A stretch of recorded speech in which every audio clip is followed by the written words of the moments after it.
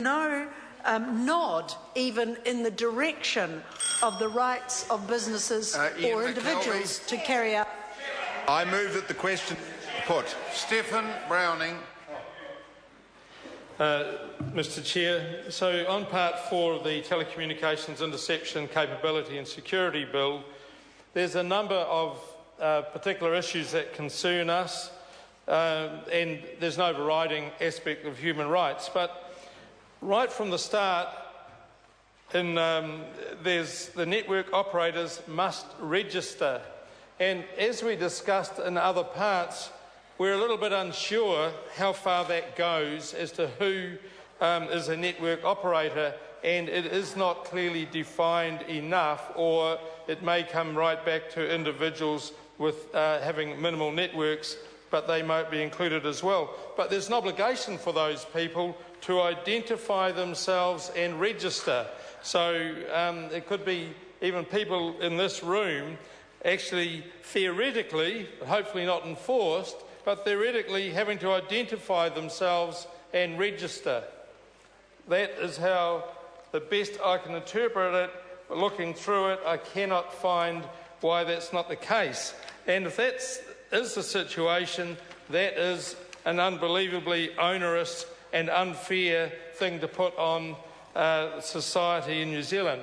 Looking and really thinking deep, having to know the law, because lack of knowledge is not an excuse, of course, around law, and finding out, am I a network operator, and if so, I've got to register with the GCSB of all people, and then it goes on. What's the information required for someone registering? Well, if you're an operator and you've got employees, you have to find and give the name and contact details of a suitable employee. And that is seen by submitters to not being too fair, and 2 degrees submitted, and there was no change from it. They said, look, the characteristics required of an employee to be cleared should be listed. What is the suitable employee?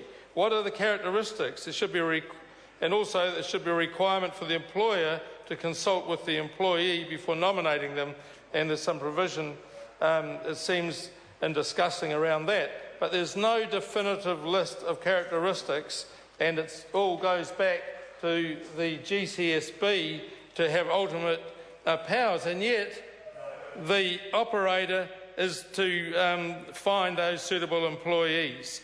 They want the name and the contact details. Their life suddenly becomes fully exposed to the security agencies of New Zealand and to look in, to get their clearance. It'll be into their family, it'll be into everything around them as those sorts of clearances go.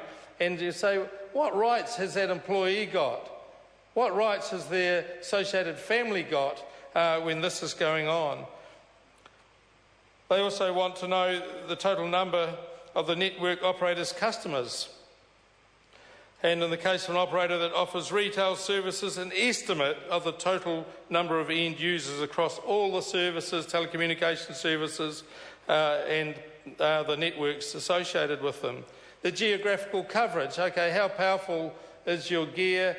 How far is it reaching? Do all network operators know? Is this hundreds of metres, kilometres, or whole regions? All of that, they want the lot. The whole lot is to go into this registration. Any particulars of any outsourcing arrangements, including the date of the arrangement, the name of the parties, and the general nature. It is the works that is being required of the operators. And of course we know that the costs associated, of course, with setting up capability have to be taken on by the network operators, and that's, in our view, quite an unfair arrangement.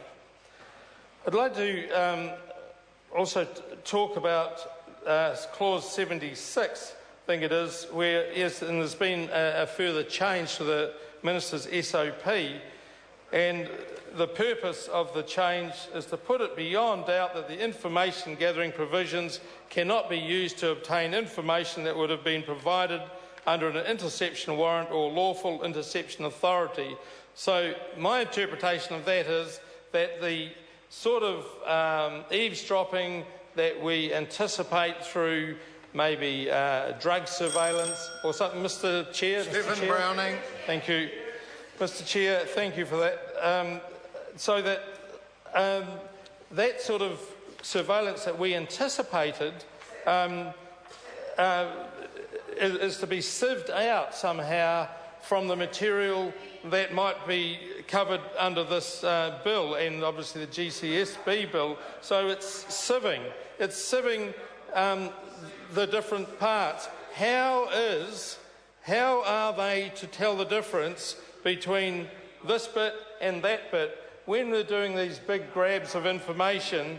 I'm just wondering how that's going to happen, and I think part of that is some of the stuff that needs to be looked at under the Human Rights Act as to what material, by who, and how is that going to be avoided.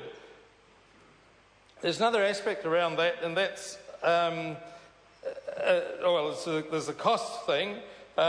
Given the network operator is fully responsible for those costs of setting up, but then there's issues around how they retrieve costs for when there's some actual spying going on, that the spying itself, the operational costs that the operators are able to retrieve. And there's some intention there that if there's some argument, there's some arbitration. The piece that I was going to connect with that sieving in the Human Rights Act is actually about the liability as well. The liability provisions to release operators from being liable is all around good faith. That as long as somebody's doing the job in good faith, there won't be any sort of hitting on them by the people that are affected. And you've got to think about the 80-odd people that were spied on illegally in the past. They have no idea, they've got no recourse. But this legislation sets it up as well that the operators, not just the GCSB and SIS police or whoever else ultimately gets access, that the actual operators, the neighbours, the people in our community that will be providing those provisions, if they muck it up, there's no recourse, it seems, for those spied on, or even the operators of, in turn, if they're subsequent to other operators, because there's an immunity, effectively, from liability. So that is something that really needs further addressing, and there's a minister in the House today. There still is time for them to make the government to make some changes. There's plenty of noise about the thought of making some changes. There's a number of things to be made changes for, but the Green Party, as was stated before, and the other parts will be driving to have a full independent investigation of security services, how they're operating, how they have in the past, what went wrong, who was being slighted, in fact, who was being disadvantaged, whose human rights were being breached, and how we might protect them in the future.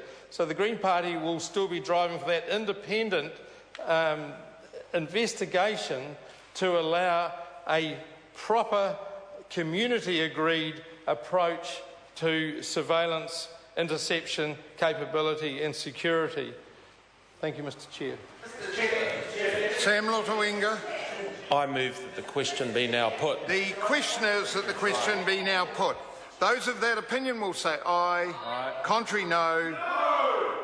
Party vote. The clerk will conduct a party vote. New Zealand National.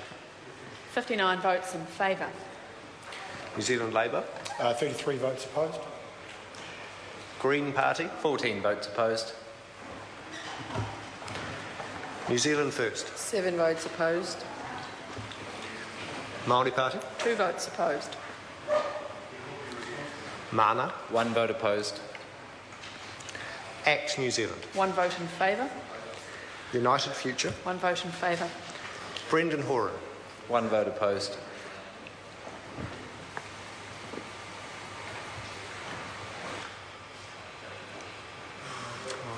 Two against, 2 opposed. 57. Ayes 61, noes 58. I will put the questions. And the first questions are the Minister's amendment set out on SOP number 366. The question is that the Minister's amendments be agreed to. Those of that opinion will say aye. Contrary, no. The ayes have it. Party vote. The clerk will conduct a party vote. New Zealand National. 59 votes in favour. New Zealand Labour. 33 votes opposed. Green Party. 14 votes opposed. New Zealand First. 7 votes opposed. Māori Party. 2 votes opposed. Mana. 1 vote opposed. Act New Zealand. 1 vote in favour. United Future. 1 vote in favour. Brendan Horan. 1 vote opposed.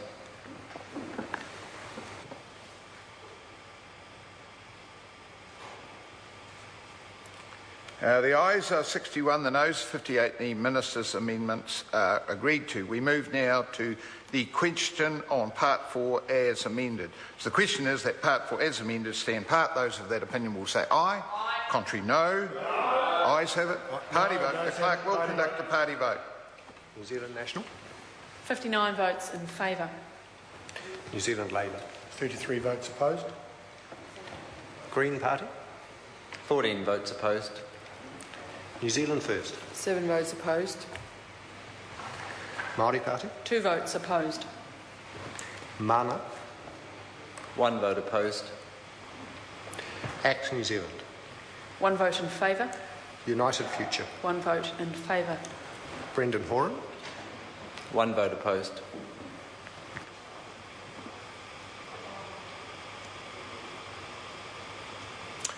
Ayes are 61, noes are 58. Part 4 as amended will stand part. We move to the vote on the schedule. Firstly, the Minister's amendment set out on SOP number 366. Question is that the Minister's amendment be agreed to. Those of that opinion will say aye. Contrary, no. Ayes have it. Party vote. The clerk will conduct a party vote. New Zealand National. 59 votes in favour. New Zealand Labour.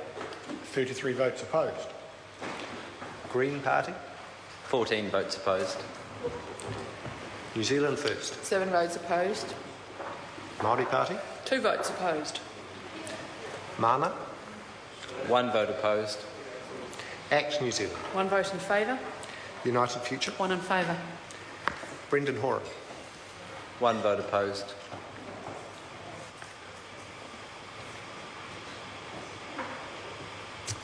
Ayes 61, noes 58. The amendments are agreed to. So the question now is that the schedule as amended stand part. Those of that opinion will say aye. Contrary, no. Ayes have it. Party vote. The clerk will conduct a party vote. New Zealand National. 59 votes in favour. New Zealand Labour. 33 votes opposed. Green Party. 14 votes opposed. New Zealand First. 7 votes opposed. Māori Party. 2 votes opposed. Mana. 1 vote opposed. Act New Zealand. 1 vote in favour. United Future. 1 vote in favour. Brendan Horan. 1 vote opposed.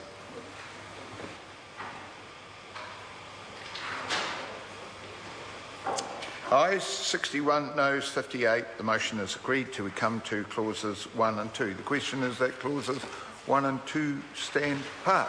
Mr Chair. You're seeking a call, Claire Cohen. I am, Mr Chair. Thank you, Mr Chair. Last night I received an email from a librarian who was trying to determine if the National Library